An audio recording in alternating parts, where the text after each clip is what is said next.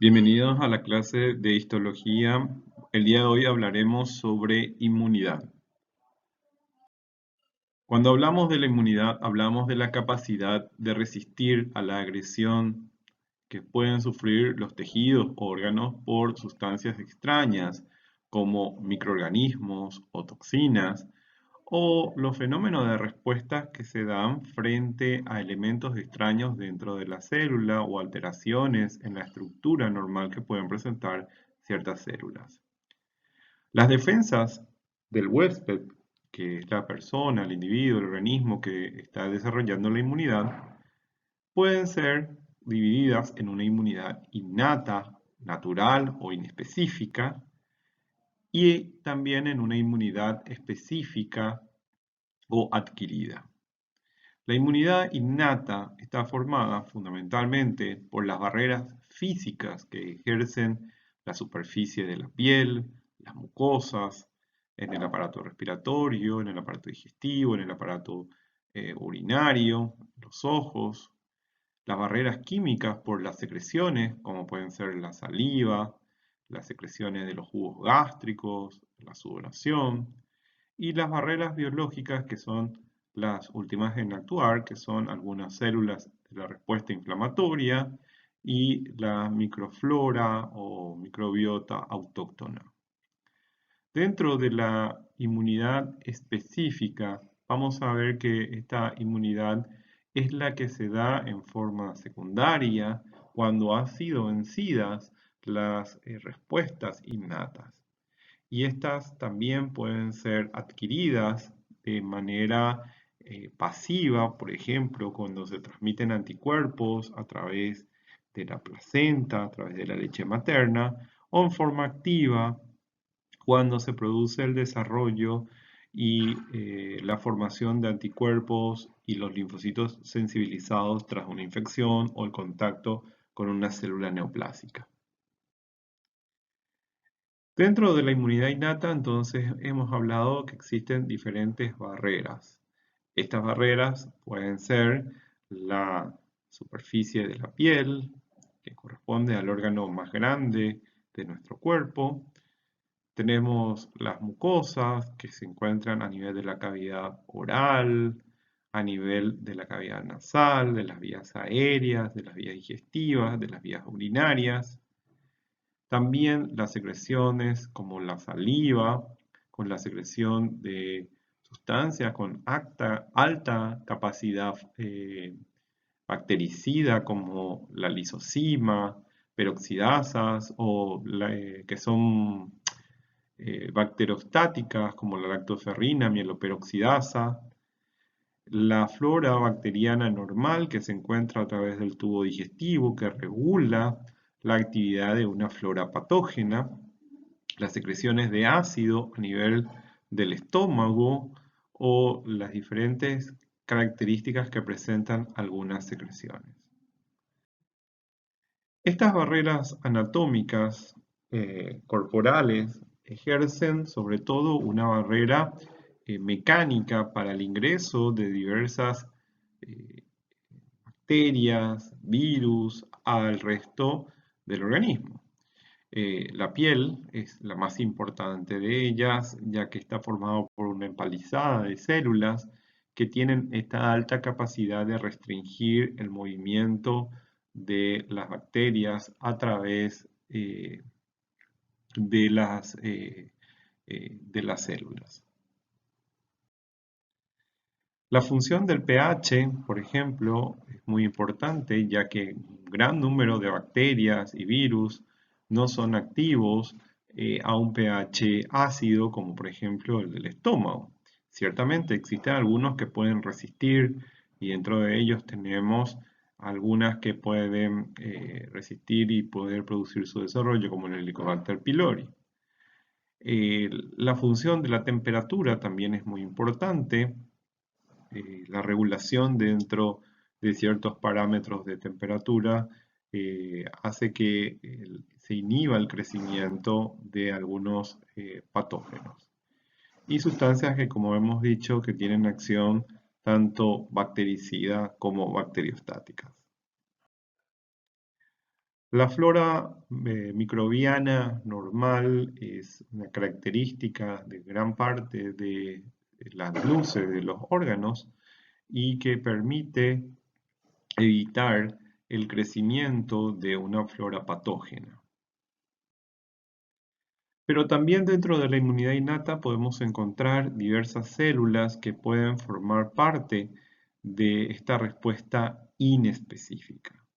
Entre ellos tenemos principalmente a los neutrófilos, que tienen una alta capacidad fagocítica. Entonces, cuando por ejemplo la piel ha sido vencida durante una herida, inicia un proceso inflamatorio donde intervienen los neutrófilos en primera instancia, casi siempre, que tienen una acción fagocítica para la eliminación de diversos microorganismos.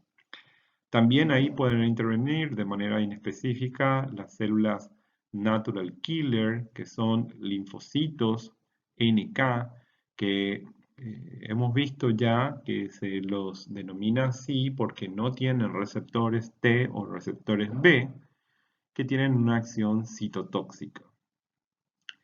Y por último, podemos hablar también de los macrófagos. Dentro de estas células pueden ser un intermediario hábil entre la inmunidad innata y la inmunidad específica, es decir, ponen en comunicación a los dos sistemas de inmunidad. Tienen una acción fagocítica mucho mayor que la que presentan los neutrófilos, pero también tienen la función de ser células presentadoras de antígeno, de las cuales hablaremos un poco más adelante.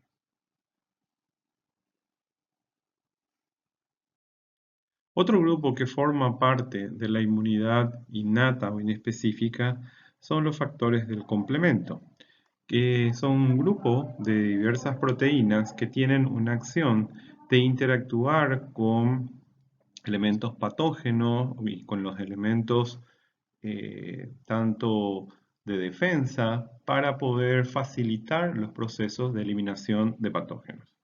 Estos pueden activarse por diversas vías, por una vía clásica relacionada con los anticuerpos, alternativas o por la vía de las lectinas.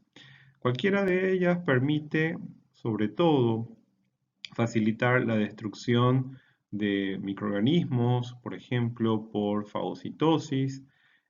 Pueden estimular los procesos de respuesta inflamatoria o pueden producir la destrucción directa de algún microorganismo o de algún virus, por ejemplo, produciendo su lisis. Los factores de complemento también son parte de la inmunidad innata o inespecífica, pero pueden ser influenciados o aumentados en cuanto a su función por la inmunidad específica. Todo esto es para llegar a hablar fundamentalmente de la inmunidad específica o adquirida. Cuando se superan las barreras inespecíficas, se acude a la inmunidad específica adquirida adaptativa para proteger al organismo. Los linfocitos son los actores más importantes dentro de este proceso de respuesta inmune contra los denominados antígenos o inmunógenos que actúan para eliminar a estos elementos. Antígeno es toda sustancia capaz de iniciar una respuesta inmune. Dentro de la inmunidad específica podemos ver que se puede dar una inmunidad celular, donde intervienen fundamentalmente los linfocitos T, y la inmunidad humoral, que está determinada por los linfocitos B, los plasmocitos que se originan a partir de estos, con la síntesis de anticuerpos o inmunoglobulinas. La inmunidad específica entonces está basada fundamentalmente en células que tengan una capacidad de respuesta. Para que inicie esta respuesta deben tomar conocimiento de la existencia de alguna sustancia extraña, alguna célula extraña o alguna célula que ha sido viciada en su estructura. Para esto, entonces, tenemos a los linfocitos B, linfocitos T, que se pueden dividir en CD4 y CD8. linfocito T CD4, también denominados helper o cooperadores, y los linfocitos T CD8, llamados también citotóxicos. Recordemos que cuando hablamos de los órganos del sistema inmune, de los cuales hablaremos en otra clase, tenemos que reconocer de que existen órganos centrales, que también se denominan primarios, porque son el lugar donde se van a producir los linfocitos. Así como órganos primarios, conocemos a la médula ósea, lugar donde se producen los linfocitos B y los linfocitos NK. Y conocemos como órgano linfoide primario al timo porque es el lugar donde se producen los linfocitos T. También existen órganos linfoides periféricos o secundarios, entre ellos tenemos las adenoides, amígdalas, ganglios linfáticos, bazo, el apéndice, las placas de Peyer y los tejidos linfoides asociados a tejido bronquial, intestinal o de la piel. Estos son denominados como secundarios porque es el lugar donde actúan los linfocitos y donde se va a producir el desarrollo de su función, y en general es el lugar donde toman contacto con los diferentes antígenos. Entonces, la inmunidad específica es la que sobreviene después de la inmunidad innata o inespecífica. En ella, sobre todo, se pone en marcha una serie de respuestas donde el punto inicial para que se dé esta respuesta son los antígenos. Antígeno es toda sustancia extraña, que pueden ser proteínas o polisacáridos, que pueden iniciar una respuesta adquirida, por eso también se los denomina inmunógenos. Dentro de lo que conocemos como antígeno, fíjense que estamos hablando de proteínas o de peptidoglicanos, polisacáridos. No hablamos específicamente de una bacteria o de un virus. Entonces, un antígeno puede ser una proteína en la pared celular de una bacteria, un peptidoglicano que se encuentra en la pared celular de una bacteria o un hongo, una proteína que se encuentre en la superficie de la cápside de un virus. Entonces, los antígenos no son las bacterias, sino algún componente que se encuentre en la pared y de esta manera pueda iniciar una respuesta inmune. Por eso hablamos que para que una sustancia sea conocida como antigénica, debe tener un peso molecular mayor a 8000 daltons. La antigenicidad suele depender de los determinantes antigénicos o epítopes o epítopos, como quieran denominarlos, que son grupos moleculares que se repiten de modo regular. Es decir, dentro de una proteína existe una zona específica de esa proteína que es capaz de iniciar la respuesta y que es común a todas las bacterias, que es común a todos los virus, que es común a todos los hongos o parásitos o a las células que presentan algún vicio en su estructura. Entonces, cuando hablamos de la antigenicidad y hablamos de los antígenos, no es toda la proteína, sino alguna región específica que es capaz de iniciar esta respuesta inmune. Los aptenos son moléculas pequeñas que no son antígenos, no son inmunogénicos por sí solos, pero pueden volverse inmunogénicos si se unen a una molécula proteica más grande, que es una molécula portadora. Bueno, para hablar de la inmunidad específica tenemos que recordar a los linfocitos. Los linfocitos son células sanguíneas, forman parte del grupo de los leucocitos. Son células mononucleares a granulocitos y se van volviendo inmunológicamente competentes. Son células que tienen un tamaño variable, que puede variar entre 6 a 18 micras, un núcleo redondeado, con una pequeña muesca, y que pueden clasificarse en linfocitos NK, linfocitos T, linfocitos B. Todos se originan a partir de una célula madre stem cell a nivel de la médula ósea. Muy tempranamente, una de ellas puede evolucionar hacia una serie linfoide y el linfoblasto migra una de ellas hasta el timo para originar a los linfocitos T, mientras que otra queda en la médula ósea y origina a los linfocitos B y a los linfocitos NK.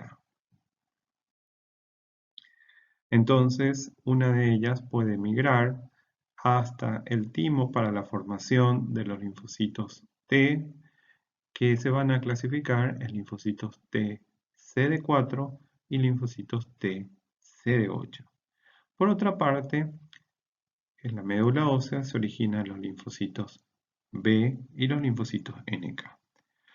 Estos son los órganos linfoides primarios y luego los linfocitos que son competentes salen a la circulación y pasan a los órganos linfoides secundarios donde tienen contacto con los antígenos y van cumpliendo sus funciones. Los linfocitos entonces se clasifican en linfocitos T.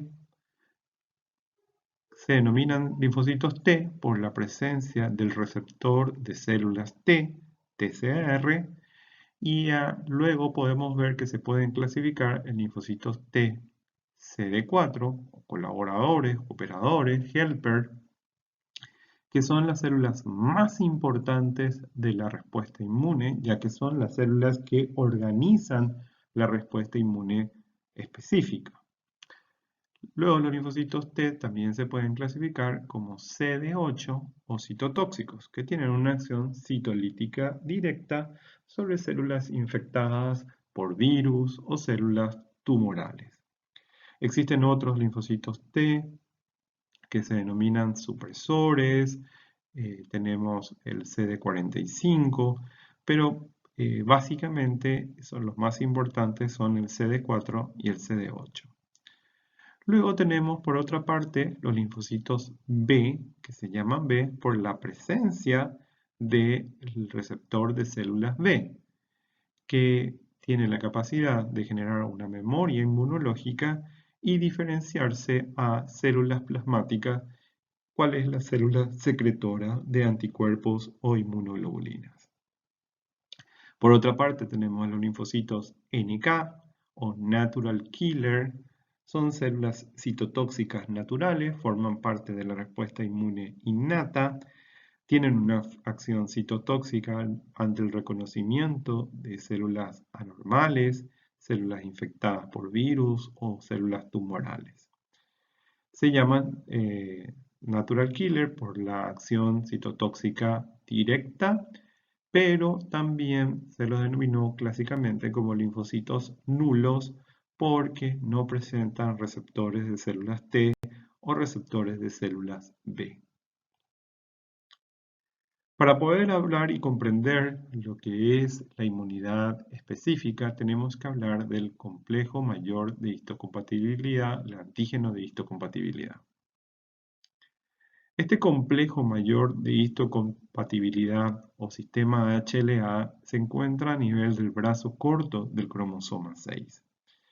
Este presentan los genes que forman parte del HLA de clase 1, HLA de clase 2 y el HLA de clase 3. Para lo que nosotros necesitamos, tenemos que comprender fundamentalmente la importancia del HLA de clase 1 y del HLA de clase 2. Estos genes, por el dogma central de la biología, ustedes saben que un gen se transcribe generando ARN y este ARN es capaz de traducirse formando proteínas. Esto es muy, pero muy específico para cada ser humano. Es decir, cada ser humano tiene un tipo de HLA de clase 1 y un tipo de HLA de clase 2 específico que determina la compatibilidad que debe existir entre los tejidos. Es así que nosotros tenemos, por ejemplo, una compatibilidad con nuestros padres del 50% del HLA. Con nuestros hermanos podemos tener del 0 hasta el 100% de compatibilidad.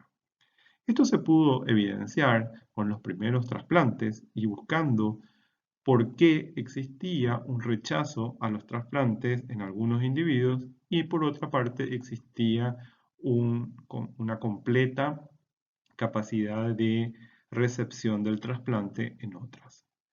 El HLA, entonces, de clase 1, determina la formación de unas proteínas que se encuentran formando el complejo mayor de histocompatibilidad de clase 1, que se encuentra en todas las células nucleadas de nuestro organismo. Por lo tanto, la única excepción serían los glóbulos rojos. Y por otra parte, el HLA de clase 2 se expresa en todas las células que nosotros conoceremos como células presentadoras de antígeno. Es así que las células presentadoras de antígenos, como ven en el dibujo, presentan tanto HLA de clase 2 o complejo mayor de histocompatibilidad de clase 2 y el complejo mayor de histocompatibilidad de clase 1. En cambio, las células que no son presentadoras de antígenos solamente presentan el complejo mayor de histocompatibilidad de clase 1. Básicamente tenemos que comprender que este complejo mayor de histocompatibilidad es como una cédula de identidad de las células, es como una identificación para poder pasar o no a través del sistema inmune.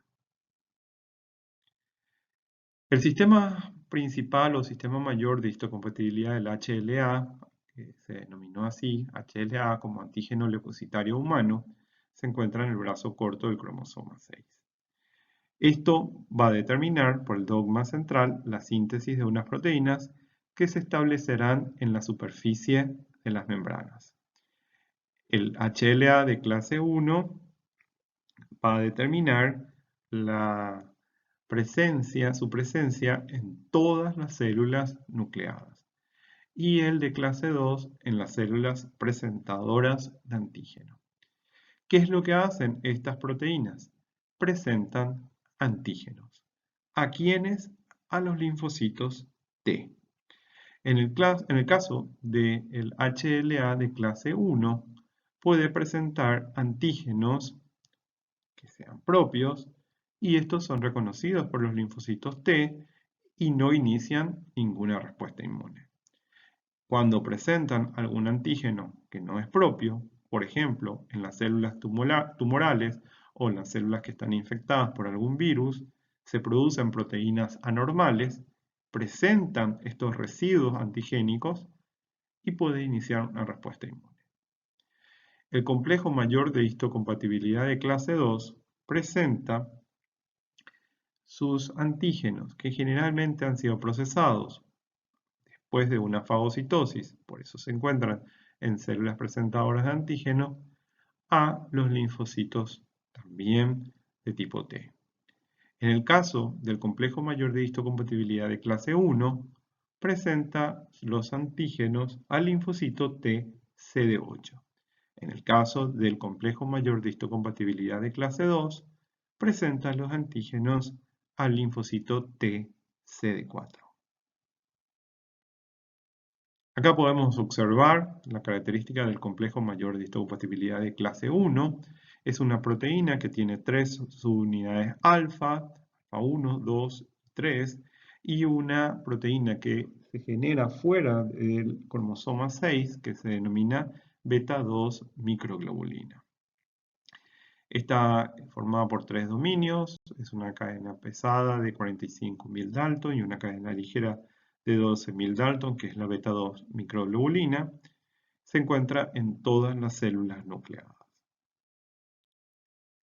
De la misma manera, el complejo mayor de histocompatibilidad está formado por 2 subunidades alfa, 1 y 2, y 2 subunidades beta, beta 1 y beta 2.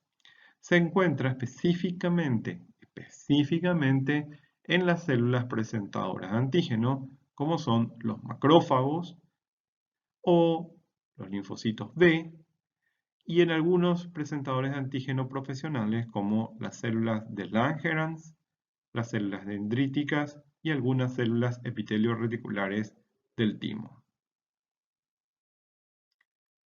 Su función, como hemos dicho, es presentar antígenos. En esta imagen podemos ver a la proteína del complejo mayor de histocompatibilidad de clase 1 y de clase 2. Y por otro lado tenemos a los linfocitos. Dijimos que los linfocitos se denominan como T por la presencia del receptor de células T o TCR, y asociado a esta TCR podemos encontrar una proteína, un complejo, un cúmulo de diferenciación que se llama CD8 para el linfocito T citotóxico o CD4 para el cooperador o helper. Son mutuamente excluyentes. El que tiene CD8 no tiene CD4 y el que tiene CD4 no tiene CD8. Esto permite el reconocimiento del complejo mayor de histocompatibilidad. Acá podemos observar una pequeña proteína o un resto proteico o algún resto de un polisacario, un peptidoglicano, que es presentado. El complejo mayor de histocompatibilidad de clase 1 presenta los antígenos a el linfocito TCD8. El complejo mayor de histocompatibilidad de clase 2 presenta los antígenos específicamente al linfocito TCD4. Recordemos nuevamente aquí que al TCD8 se lo denomina citotóxico. Su acción es directamente citotóxica, mientras que el linfocito TCD4 tiene una acción cooperante, es ayudante e inicia y organiza la respuesta inmune. Bueno, aquí vemos cómo funcionaría el complejo mayor de histocompatibilidad de clase 1.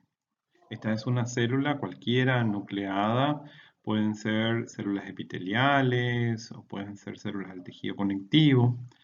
Esta célula fue infectada por un virus, ingresó el virus a la célula.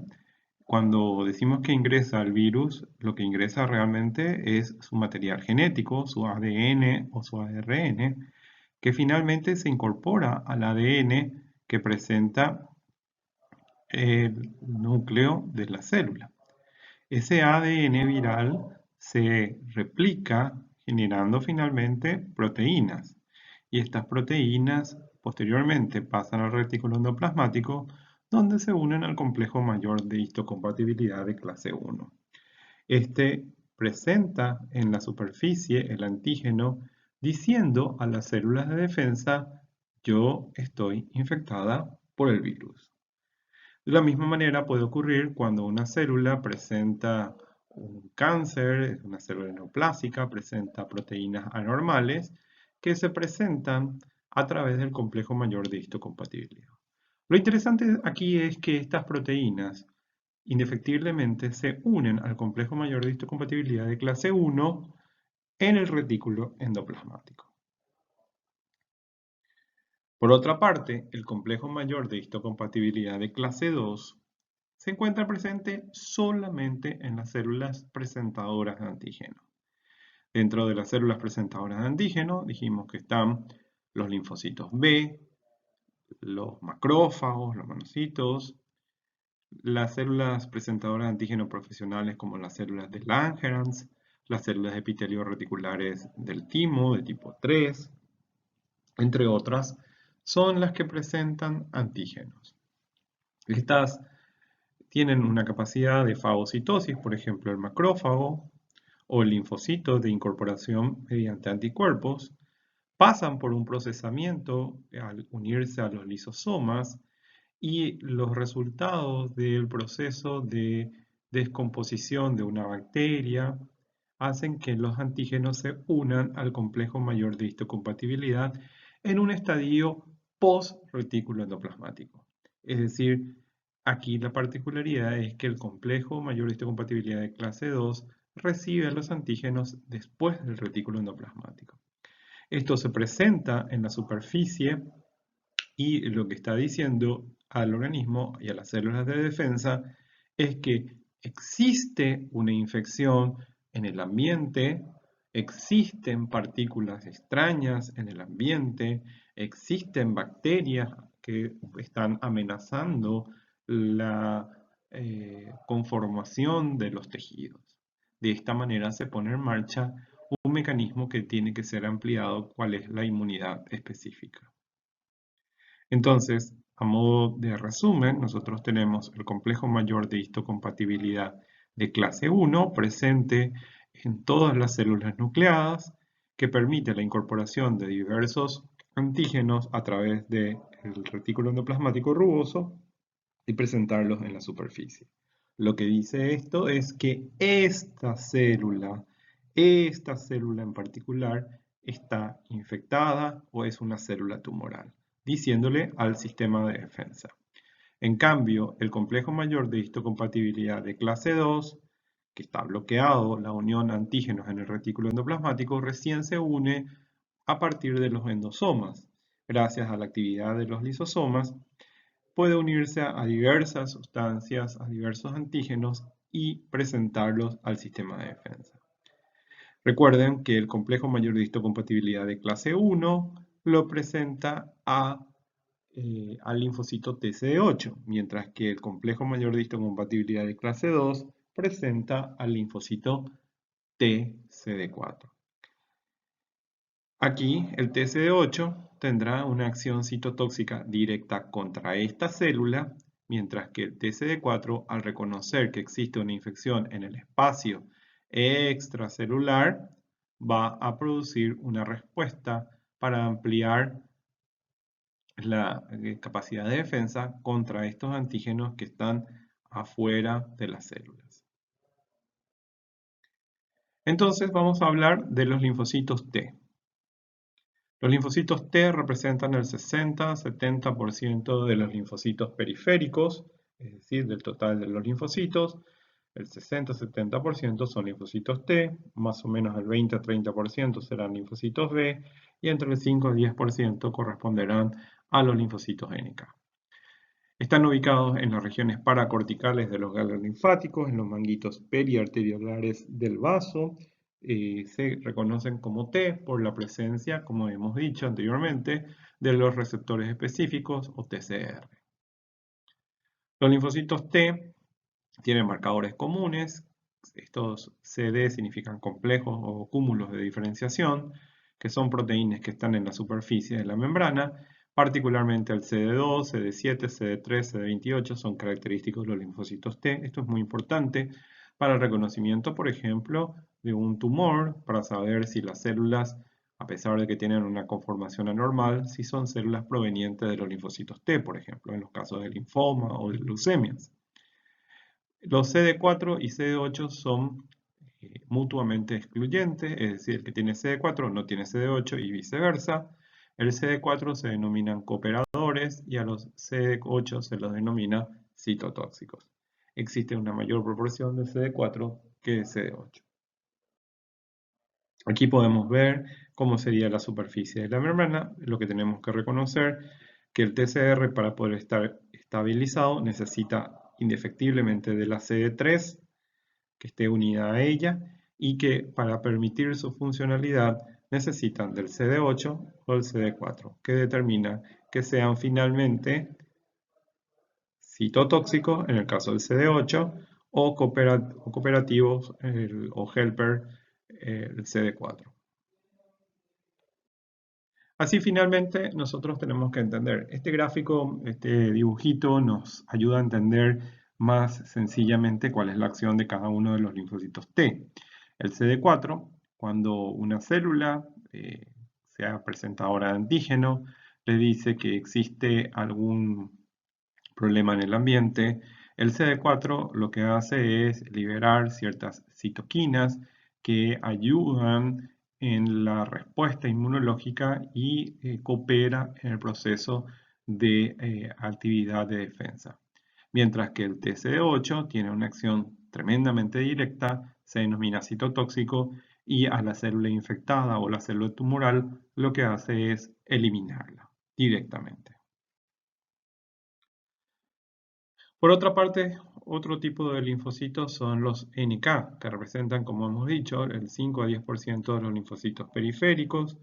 Se denominan nulos porque no tienen receptores de células B o receptores de células T, no presentan receptores para antígenos, no presentan inmunoglobulina en la superficie, tienen una actividad citotóxica directa, actúan en la inmunidad innata, pero pueden estar influidos y aumentados en cuanto a su función por la inmunidad específica. No tienen los mismos receptores, pueden compartir ciertos marcadores de superficie con algunos, pero no tienen receptores de células T. Tienen el CD8, por lo cual pueden tener esa acción citotóxica, también similar al linfocito T CD8.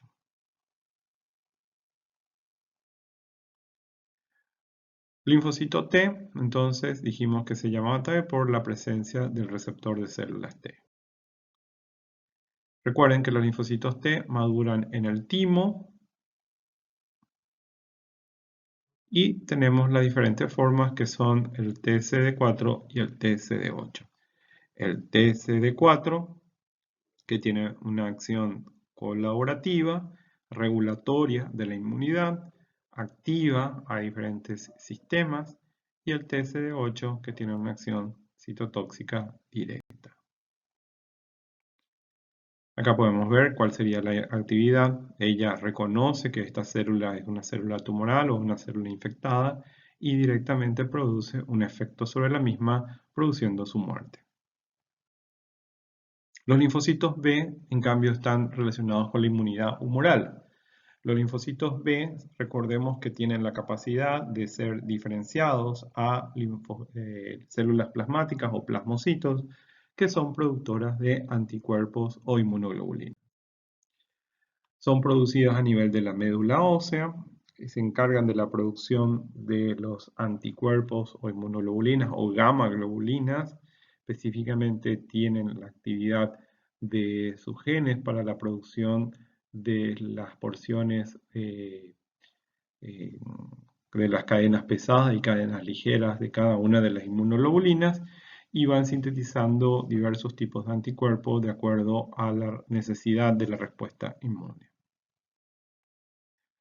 Corresponden más o menos al 20% de los linfocitos circulantes. Generalmente se encuentran en las regiones nodulares de los ganglios linfáticos, del bazo, en las amígdalas, el tejido linfoide asociado a las mucosas.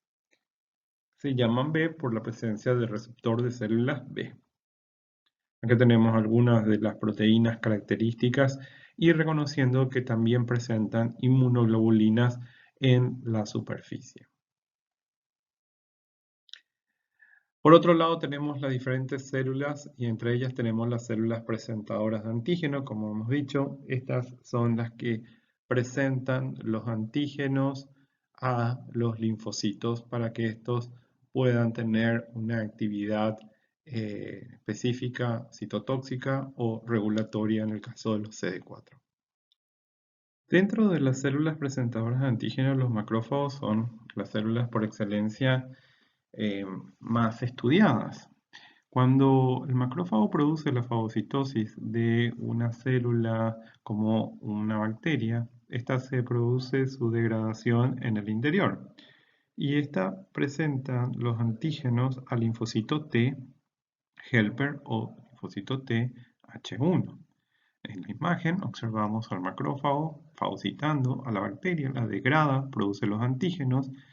Mediante el complejo mayor de histocompatibilidad de clase 2 lo presenta el linfocito TH T helper y de esta manera el T helper inicia una respuesta cooperativa donde se produce la liberación de citoquinas, activación de nuevos macrófagos, activación de los linfocitos TCD8, de modo tal a iniciar una respuesta celular o puede iniciar una respuesta donde tenga relación con la diferenciación de los linfocitos B a células plasmáticas y la producción de anticuerpos. Todo esto hace y demuestra que el linfocito T helper o TCD4 es una de las células más importantes en el proceso de regulación de la respuesta inmune. Las células presentadoras de antígeno, como hemos dicho, entre ellas encontramos a los monocitos, macrófagos, células dendríticas, entre otras. Existen otras células que forman parte de la respuesta inmune que ya hemos conocido. Tenemos a los granulocitos, los neutrófilos, eosinófilos, basófilos, algunos con actividad fagocítica y otras con actividades de regulación o citotoxicidad, como en el caso del eosinófilo. O como en el caso del basófilo, liberando mediadores como la histamina que producen vasodilatación, aumentando el proceso de respuesta inflamatoria. Por otra parte, otros actores dentro de la respuesta inmune son los anticuerpos o inmunoglobulinas o gamma globulinas. Digo esto de gamma globulinas para diferenciar de las alfa y beta globulinas que son producidas en el hígado. Las gamma globulinas, como ya hemos dicho, son producidas por las células plasmáticas o plasmocitos. Las inmunoglobulinas en general presentan esta conformación. Presentan dos cadenas pesadas, que vemos aquí. Estas cadenas pesadas presentan una región constante y una región variable. Presentan dos cadenas ligeras que también presentan una zona constante y una zona variable. Las regiones variables tienen zonas de hipervariabilidad, que son los lugares que pueden ser activadas o unirse a los antígenos. Generalmente los anticuerpos no tienen ninguna especificidad y a medida que van tomando contacto se adaptan al antígeno y de esta manera posteriormente los anticuerpos ya van a tener una mayor especificidad.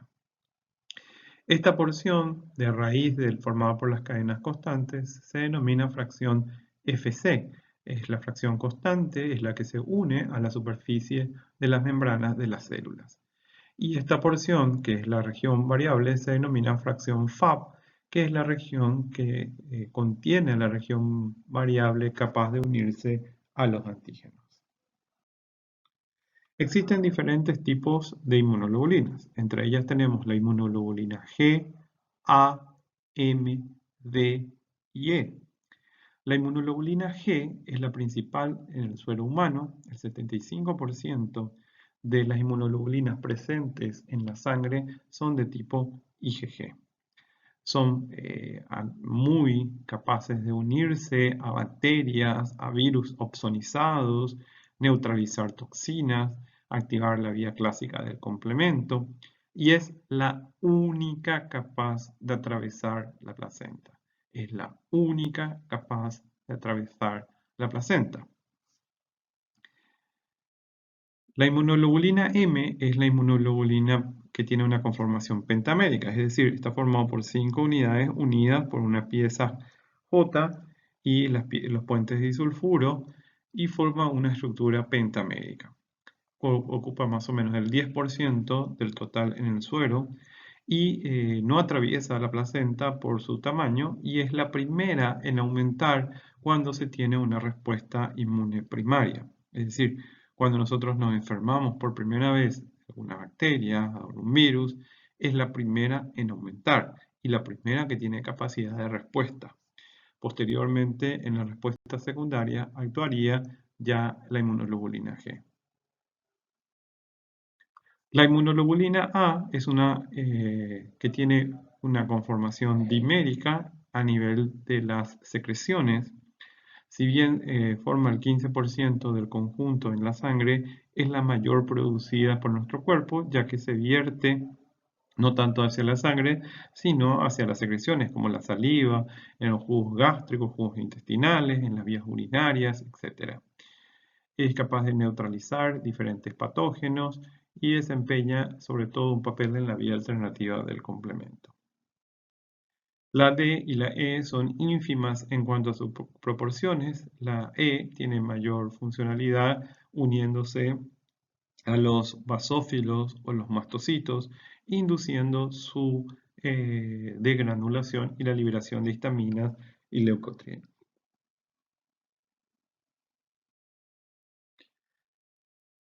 Los anticuerpos son producidos por las células plasmáticas. Cuando un linfocito B es estimulado por linfocito T, cuando este fue a reconocer un antígeno específico, esto produce una expansión clonal de las células B, es decir, se van a producir divisiones de las células B, generando células con las mismas capacidades y especificidad de generar posteriormente células plasmáticas que van a producir inmunoglobulinas muy específicas contra ese tipo de antígeno.